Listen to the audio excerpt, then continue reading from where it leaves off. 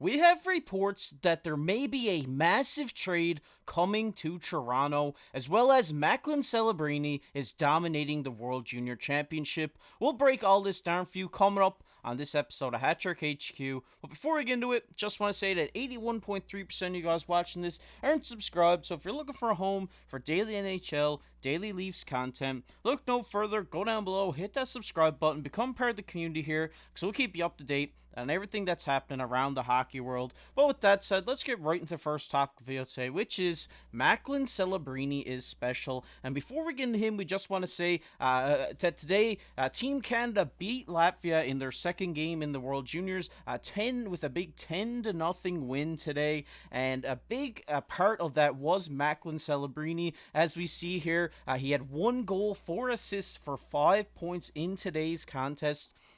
And this guy, Mark, is expected to be the number 1 overall pick coming up in this summer's draft. And today he had 4 assists, and on 3 of them he was the primary assist. He looked really great out there today, and he just showed his playmaking ability, his vision for passing. He threw a nice saucer pass over the Latvian defenseman's stick there for one of those assists, and he just looks like a great player, and I really do think that he's showing his case to be the number 1 overall pick this summer. Yeah, during the expeditions and into the 2 games that Canada has played, he's looked like the best player in my opinion. He's all over the ice. He can do absolutely everything. You see him be able to score, set people up. Defensively, he has looked good as well. And just his overall game for this age and not being drafted is just outstanding. We're going to see this guy continue to dominate. And I do truly believe this is going to be another guy that's going to come into this draft and possibly not be another franchise player. I don't think he's at the level of a guy like Connor McDavid or Connor Bedard, but he is going to come in and just impact a franchise in the sense that is going to turn everything around for him. And honestly, just watching his game, I can see this happening within his first year or 2 of being in the league. Overall, Canada, I mean, it was a 10-0 win against Latvia. They played outstanding. I know a lot of Leafs fans do watch this, and I hate to say it, but Fraser Minten did not look incredible tonight. I know he did score a goal, but overall his game was a little bit shaky. He did turn the puck over, but obviously we've seen a lot of great talent, and I think Canada's on their way to another gold. Yeah, I think what Macklin Celebrini is trying to do here is what Connor Bedard did last year. Connor really implement himself as that number 1 overall pick coming this summer. I mean, Connor Bedard had a fantastic World Juniors last year, and I really do think we're going to see something similar here with Celebrini, because like we saying here, he's a very special player. I mean, he has such great vision, such great hockey IQ, such great hockey sense when he's out there, and I'm really excited to see this guy through the rest of the tournament and into the knockout stages to see if he can do this in the clutch time. And I'm really excited for this Team Canada, because I mean, they played phenomenal today. A lot of these players, had great games, and I was really excited to see our boy Matisse Rousseau get shut out today. I think that was great. Really great storyline coming out surrounding him. So I'm really excited for this World Juniors. I mean, the team looked great today. I mean, they're back in action on Friday, so I'm really excited to see what they can do then. But we're going to get into our second topic of the video today, and that is Fleury headed to Toronto. And as we take a look here, we see here, obviously, we talked about this a couple days ago, that Brad Treliving has reportedly been making calls around the league to potentially talk about a trade for a goaltender, and obviously they don't want to give up a first-round pick for another goaltender, but we'll have to see what happens coming up here. And the big name that came out today that we could potentially see headed in Toronto's direction is Marc-André Fleury.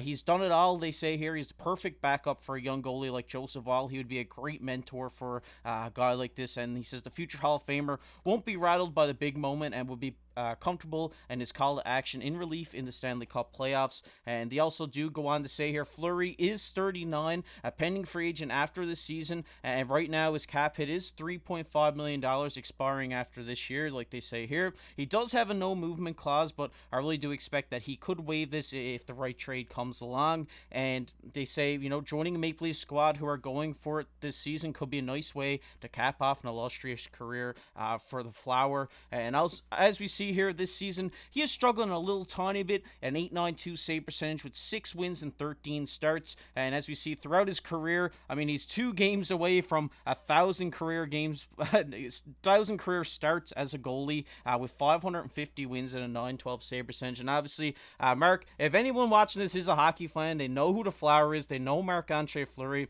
and wouldn't it just be great to see him come to Toronto as the backup for Joseph Wall?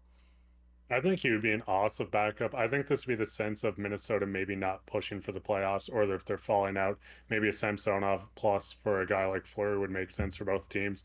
Fleury would come in, he'd give the experience. He's been to multiple Stanley Cup finals. I know the past two, Matt Murray did kind of take over in Pittsburgh during that time. So it is a little scary to sometimes see him falter a tiny bit throughout the playoffs.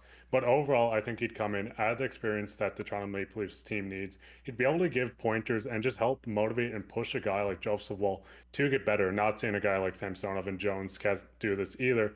But the only issue with this is we did see him go from Pittsburgh to Vegas to Minnesota. And during the span, he kind of wasn't happy with getting dealt to different teams. He wanted to settle down, have his family in one spot. So mid-season, I'm not sure how he maybe feels about getting traded, going to Toronto. It is close to Montreal, so maybe this is something he'd be happy about. He could settle down in Toronto, maybe sign a one-year deal next year, or just retire and be able to live in Toronto or Montreal. So it would be nice to get him in that sense. But it really depends on how Minnesota is going with the rest of the season and how Fleury feels. If he doesn't want to move, they can't really move him with this no movement clause. Yeah, definitely have to agree with you there. And I mean, at 39 years of age, this guy is still playing phenomenal behind in the net for these teams that he's been on over the last year. And I really would love to see him come to Toronto. I really do think it would be the perfect way to cap off his career. He'd be a great replacement here if, say, in the playoffs, the Leafs do struggle with an injury in the net like they have in years previous. He could come in, just be a rock for Toronto. And I'm really excited to hear about this trade, but obviously going back the other direction, you'd have to part with a guy like Samsonov, maybe a couple of picks, a prospect or something like this in this trade. But I really do think that they can make the cap work here to bring this guy in and really, like we said, mentor Joseph Wall into being an even better goaltender than he already is, which he's already a phenomenal goaltender. But if the Flower can give him a few pointers, he could be the next best goalie in the NHL. Yeah, and it'd be kind of funny too, all the Quebec fans, all the Montreal Canadiens fans, seeing one of their hometown boys go to Toronto would be outstanding in my mind.